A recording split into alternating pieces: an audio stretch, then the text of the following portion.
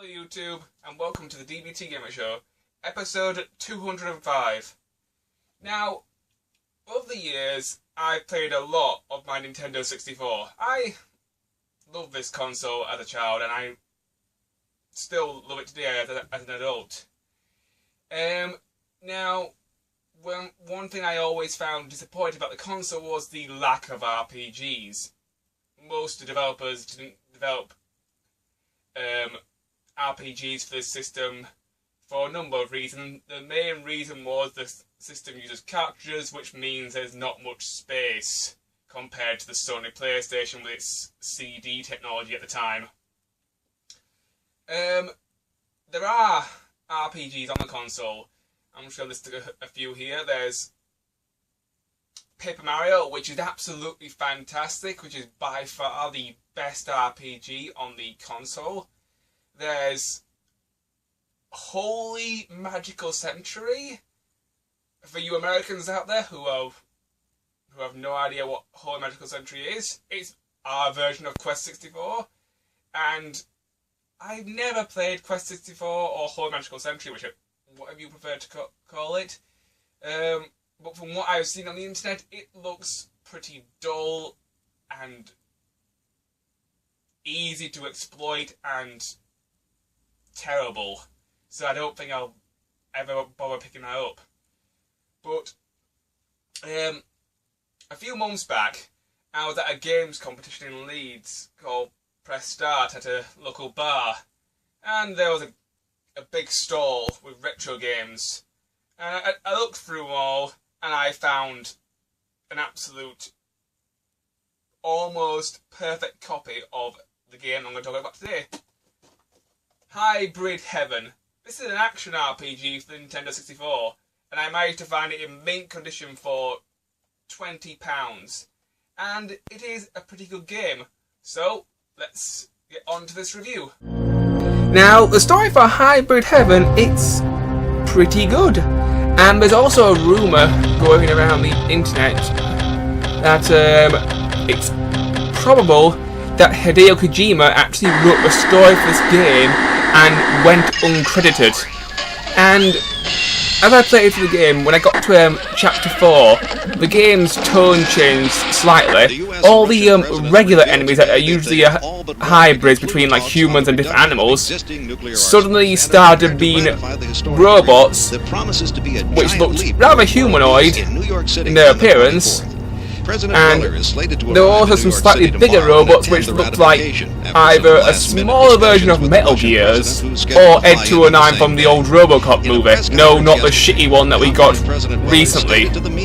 So, I'm a big fan of Hideo Kojima's games in general. So if he did write this, overall the story is pretty good. It's mostly about a man who loses his memory, and then he has to go into this factory, defeat all the hybrids, and uncover the evil sort of government story. Yeah, evil sort of government storyline. That's a new Metal Gear trope. And then eventually rebuild his lost memory and rescue his girlfriend. So yeah, there are some Metal Gear tropes in there. Now let's go to the graphics for Hybid Heven. They are overall pretty good, although fair warning, do not play this game in high-res mode or high-res letterbox. If you go to the options screen, you can change the graphics of the game, and just don't, because if you change the resolution of this game to the higher settings, the frame rate will go down considerably in cutscenes and in gameplay, and it'll make the game a lot more difficult to play and also a lot less enjoyable. So yeah, keep it in low settings and just play it that way.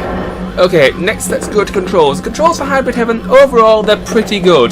There are a few areas which I found challenging before the start, but eventually I did adapt to them. And the first thing I found challenging was the camera controls. Most of the time I kept the camera behind me and just left it at that, but you can move the camera by pressing the C buttons and the analog stick in the direction you want to see, which is a little bit clunky in terms of design, because most of the time in most Nintendo 64 games, if you want to rotate the camera, you just press left C or right C. You don't have to use the analog stick in conjunction with it.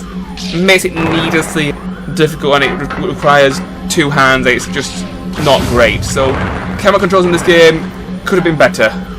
Start button's your menu, analog stick moves you around, analog stick climbs ladders and opens doors.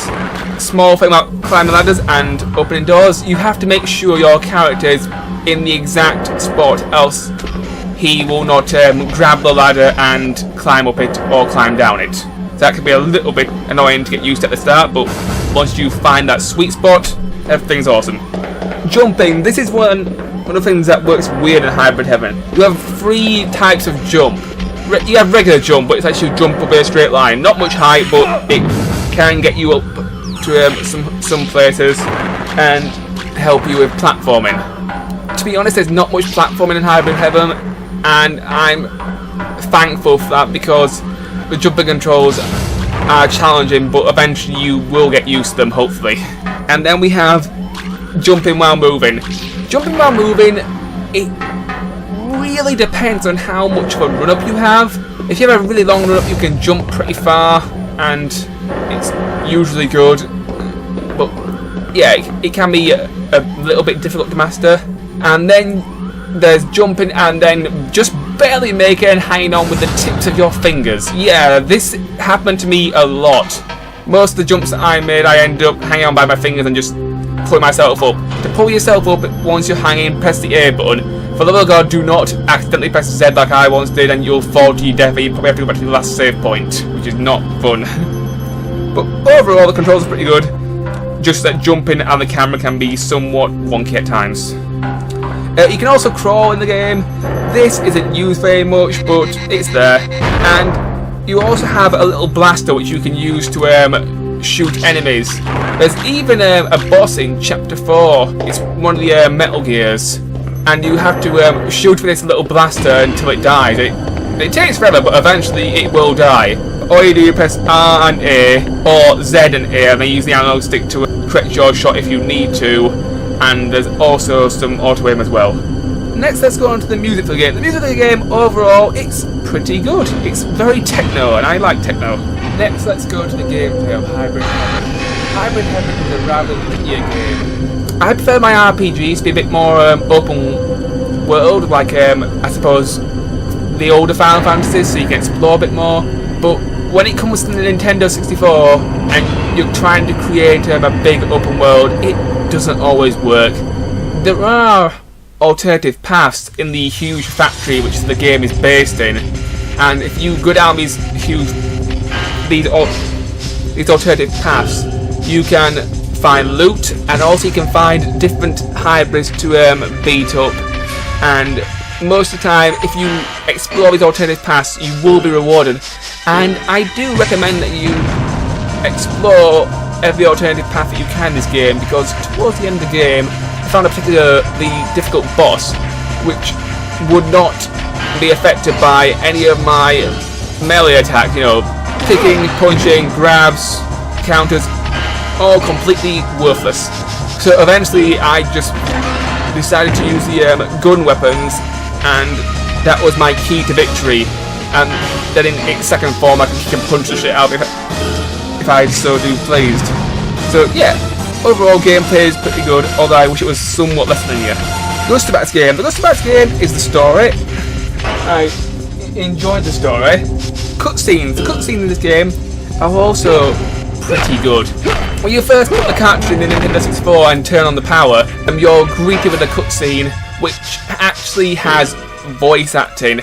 And in 1999, that was quite rare. You know, Nintendo 64 games didn't often have voice acting. It was more the Sony PlayStation thing. So the first cutscene on the opening of the game actually has voice acting, and it sets the story up for the game, and it's actually quite good. The rest of the cutscenes are text-based. You just basically watch two characters talk to each other, and there may be some fighting in the cutscenes as well, and It's very sci-fi or that sort of thing. Overall, I enjoyed the cutscenes. I would have liked to have seen more of them voice acted, to be honest, but it's a Nintendo 64 game, so you take what you can get. There's only one Nintendo 64 game that was fully voice acted, and that was Conker's Bad Fur Day, but that came like 2 years after this, so obviously cartridges had got better by then, and this just basically missed the train on that one. But overall, cutscenes were good. Another thing I really liked about the game was the integration of the Rumble Pack. On this game, you have to save by using the control pack. So you find these giant tubes, you walk inside the tube, and it saves your data. Before you start the game, make sure your control pack is in proper working order, because I got through 2/3 of the game and the battery inside my control pack died and I had to play the game again, which is one reason why this review took so long, because I had to restart the entire game over again because I lost my save. That was not fun and somewhat frustrating. Anyway, back to the Rumble Pack. Once you save your game in one of these giant tubes, the game will give you a prompt saying, would you like to insert the Rumble Pack? And every time you get attacked by an enemy, whether it be in the RPG battle system, which I will talk about in a bit, or a regular enemy that you can shoot down with your little zapper, you will feel the rumble, and depending on how hard you get hit, it'll rumble more and more. So it's a rather good feature. It definitely enhances the experience. In terms of how good the rumble feature is in the game, it's very similar to Lilac Wars, because that game had a good hand on how the rumble worked, and how hard you got hit, and it was just a great feature all around. It enhanced the experience of the game. Another thing that I thought was interesting about the game is actually a battle mode. This is the multiplayer mode. If you have a friend who's also played Hybid Heven, you can take his control pack, plug it into the second controller, whilst plugging your control pack into the first controller, and you can have both your single player characters fight each other, and you can use each other's moves on each other and have a good old two-player fight. From what I've read from the manual, it seems like a pretty good mode. It looks pretty fun. Unfortunately, because I haven't really got any friends who've played Hybid Heven before and who have their own save in this game, I can't really test it out. So about that, guys. Now let's talk about the RPG battle system. The RPG battle system in Hybid Heven is overall pretty good. I liked it. It's one of those systems that's not really that extensive at the start, but as you go through the game and learn how the battle system works, you can pull off some pretty interesting things, and it gets more fun. Basically, the way it works is at the start of the game, you'll just have like a kick and a punch.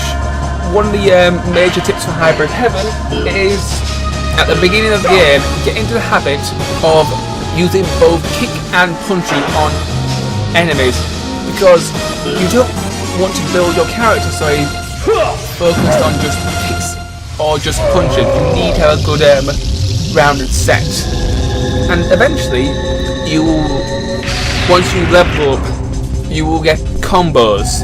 I'll come back to combos in a moment whilst I explain all numbers and stats things. But every time you level up, you get stats: health, attack power, defense, speed, and all that sort of thing. Also, stamina is very important. In a battle, certain attacks will drain stamina, and if you do these attacks too often, you run out of stamina and you have to use some sort of stamina recovery. Also, as in battle, if you press Z and hold it, you can run around and catch enemies easier, or just run away from them. As far as I can tell, there is no way to exit battles once you start them, but I could be wrong there, but I can never find how to do it. So eventually, if you level up enough, you'll get these multiple turn bars, and if you charge up your multiple turn bars, you can do combos. Example, one of the combos that I invented to keep my leveling pretty much the same throughout the game, I basically went left, right on punches, then left, right, kick, which kept both punches and kicks in pretty much the same strength area, so I had a very balanced character, and I was able to pretty much take on any enemy with any attack I pleased. So that was a rather good strategy. And you can also do grabs in this game. This is done by walking up to an enemy and pressing R, and then if you press A, as soon as the bar fills up, you can do grabs, like you can suplex people, you can just tackle them, arm throw, neck throw, lots of crazy wrestling stuff. It's one of the most fun things about this game is just coming up with your own combos and coming up with your own grabs and just throwing people around and showing them who's boss, really. And once someone's on the floor, you can actually grab them again and do further damage to them. Like, you can literally just backbreak them until their spine just cracks and they end up dying from being backbroken. Yeah, I was having trouble with one particular enemy, so I thought, screw this, kicked him to the floor, grabbed him by his back and just kept using the backbreak command and pretty much snapped him in half. Although the backbreak command can drain a lot of stamina, but it proved to be a good strategy which I use quite a lot in the future. There is one thing in Hybid Heaven that I didn't really like too much in terms of the combat system. In order to learn new moves, there are two ways of doing it. Way one, enemy can perform a new move on you, like a new sort of grab, and you can escape from this grab and you'll still learn it. Although the escape and countering commands, never really figured out how to get them to work properly. Most of the time I was somewhat stumbling through that. And the other way to learn new moves in this game is to basically let the enemy perform them on you, and then if you win the fight, you'll learn the new move after the end of the fight, which is an interesting way of doing it. You basically have to turn yourself into a human punching bag if you want to learn new moves. I think you can also learn certain moves by leveling up, and the other really cool thing about the battle system is status effects. Now you have these little guns which can inflict status effects. You can freeze someone or poison them. Freezing someone stops them from moving, you can just say, oi, stop, and then just walk over to them and then beat the living shit out of them. There was one particular boss in Chapter 6 who literally kept freezing me and then kept walking over to him and headbutting me, and he pretty much destroyed me for several attempts until I figured out my strategy of, I now just grab you, use the attack boost items, and then just nut you to oblivion, and thankfully it worked. So yeah, I found the status effect items really useful, and the other thing that I found useful were the breakage status effects. Yeah, throughout the game, let's say if you throw someone to the floor and then you just use the back breaker, you can literally damage their spine, and the next time you hit that area of their body, they'll do more damage. Or you can grab someone by the arm and literally break their arm, and then they can't perform certain moves on you. Or you can break their leg and then it slows them down, they can't perform certain moves with that particular leg. So yeah, utilising status effects and breaking parts of your opponent's body can really help you swing the fight in your favour. And I do highly recommend it when playing this game. Right, now let's go on to the defence system. Yeah, throughout the game, if you do choose to, you can actually block attacks by just pressing A in the battle system whilst you're on the spot, and then it'll give you the option to defend or evade your enemy's attacks. Most of the time I evaded, but blocking did prove helpful when I knew that I probably could have said attack, and it decreased damage rather substantially. Now, a way to increase your blocking abilities, this may sound counterintuitive. Throughout the game you'll find these rooms where enemies will spawn infinitely, and this is one place where you can grind.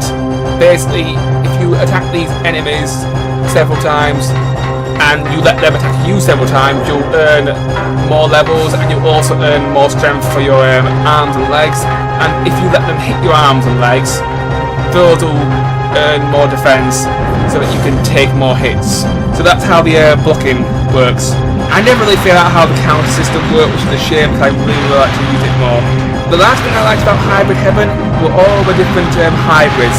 Yeah, game designers at Konami got really creative with all the different animals that humans combined with.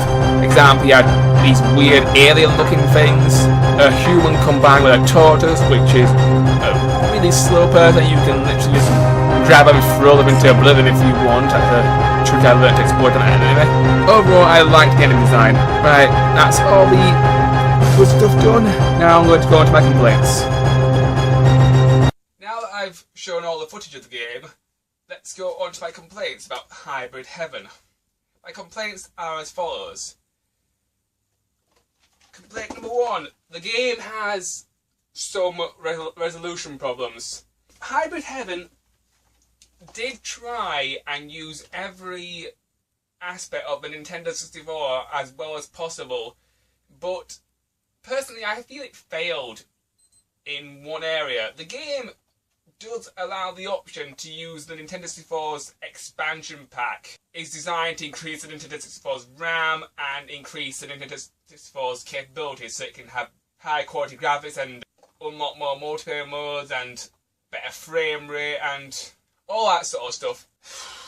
Hybid Heaven, if you're going to play this game, I strongly suggest you play this game in the resolution settings in the lowest setting.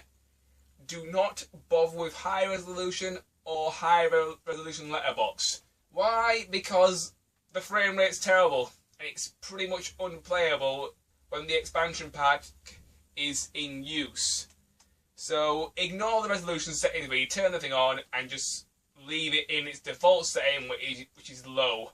And it's a shame because the Nintendo 64 is capable of a good frame rate in a lot of games. It's just a shame that Konami could not use the expansion pack to its fullest potential, because I've used the expansion pack several times and it is capable of improving games. Example, Star Wars Pod Racer, the game runs better because of the expansion pack. It's capable of a higher frame rate and it looks more impressive. So first complaint, resolution problems in the higher settings. My second complaint, sometimes this game is a bit too linear for its own good. Most of the time when you're running through the game's 9 chapters, pretty linear path, you can open some doors and collect some chests and beat up some extra bad guys and for extra loot and that sort of stuff. And I do recommend that you explore every inch of this game, because you have to collect all the items in order to beat some of the bosses. Because some of them will kick the living shit out of you if you don't come prepared with the right stats or the right items in order to survive the fight. I mean, I remember one fight towards the end of the game, none of my attacks were working. I could kick, I couldn't punch, my combos, my grabs, all worthless. And then I remembered I had all these gun items left over from exploring the game. So I just basically filled the guy with status effects like poison and freeze, and then shot him with several powerful gun attacks, which actually did kill him and allow me to proceed with the rest of the game. There are other games that are really linear that I don't like. Example, Final Fantasy 13, but Final Fantasy 13 is a very linear game on an extremely powerful console, and Final Fantasy aren't known for their linearity. Whereas Hybid Heaven, I can forgive it in some ways because the Nintendo 64 is somewhat of a limited platform. There's always so much you can do with the hardware, so I understand why the game designers tried to make it linear, so that you could keep on the story path, but it would have been nice to have a bit more freedom. And my final complaint with the game is sometimes the game looks too samey. Most of the game is set inside this huge factory where you go through the factory and approximately 2/3 in you have to escape the factory and basically go backwards on yourself. On the way back to the factory you do take a slightly different route and you do get to explore the factory a different way, but sometimes the game does look too samey and you can get lost because of this. I remember I once was going through an area in chapter 4 and I went in the wrong door and I kind of forgot which doors I went in. I almost went backwards into chapter 3, which you can do if you go up the wrong lift or elevator. So yeah, sometimes a game can be too samey. Okay, the game does try its best to keep you on the right track. There is a mini-map, and if you press B, you can center the camera behind you, and you can keep going, and also you can set the map to rotate as it follows you so you can work your way through. But sometimes it was just the environment was a little bit too samey, which caused me to get lost. Anyway, what do I think of Hybid Heaven overall? Overall, I think Hybid Heaven is a pretty good game for the Nintendo 64. And if you like RPGs and if you want to try and find something different that is pretty good, this is definitely well worth buying and well worth playing. I mean, it's also really cheap. Perfect copy, 20 quid. I've also seen carts only for less than £10 in several retro game shops near where I live. So it's not too difficult to find, it's relatively cheap. So it's definitely well worth buying, definitely well worth playing. My rating for Hybid Heaven is a 3.5 out of 5. So overall, it's a pretty good game. Anyway, I will see you guys in my next video.